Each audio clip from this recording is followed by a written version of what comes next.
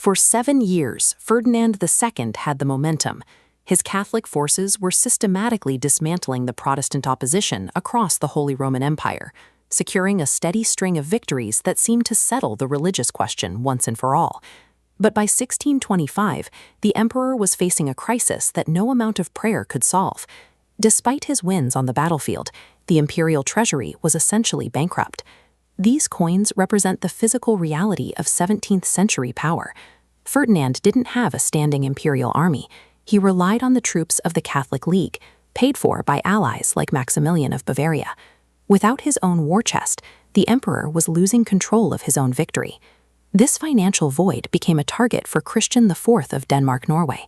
As the leader of the richest state in Europe, he saw an opening to buy the military force necessary to challenge the emperor. Survival in this phase of the war had moved past religious conviction. The conflict was now a test of liquidity. Christian IV marketed himself as a God-sent liberator for German Protestants. In reality, his intervention was an expansion of his commercial interests in northern Germany. This map of the Øresund Strait shows why Denmark was so wealthy. By holding the land on both sides of this narrow passage, Christian IV could force every merchant ship entering or leaving the Baltic Sea to pay a toll, creating a near-total monopoly on northern trade. Sweden had already fought the Kalmar War just to escape these taxes. Zooming out, you can see how this single waterway acted as the gateway for the most lucrative trade route in Europe, a prize Christian was determined to protect from imperial interference. Christian also wanted to secure sinecures for his sons.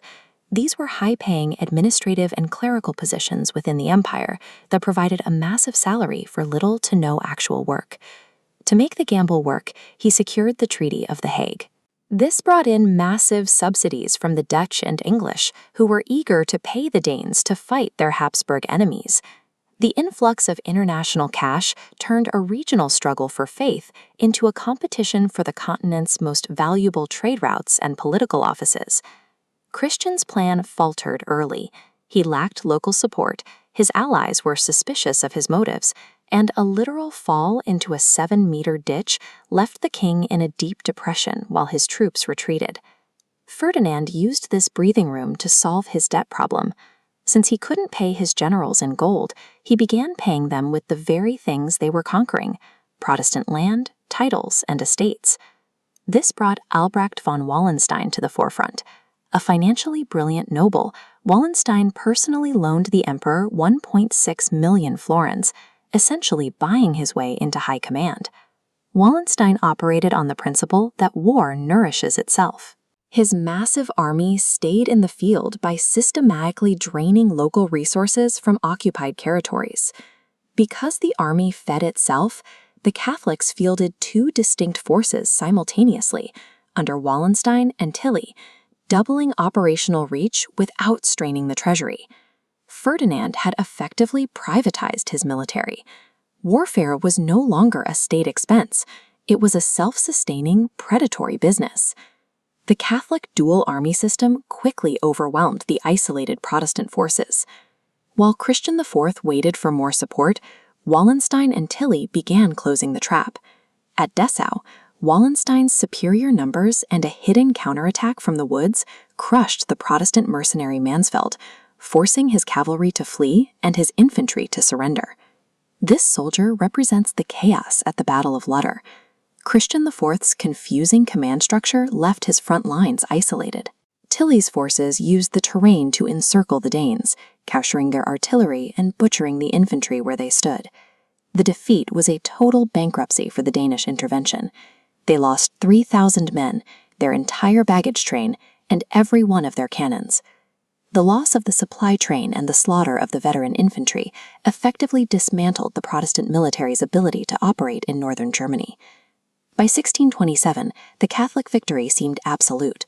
All of Jutland was occupied, and the Hague alliance no longer posed a threat to the Habsburgs. However, Ferdinand was now so deeply in debt to Wallenstein that he had to pay with an unprecedented promotion. He made his general a full imperial prince and granted him the Duchy of Mecklenburg. This move terrified Ferdinand's own allies.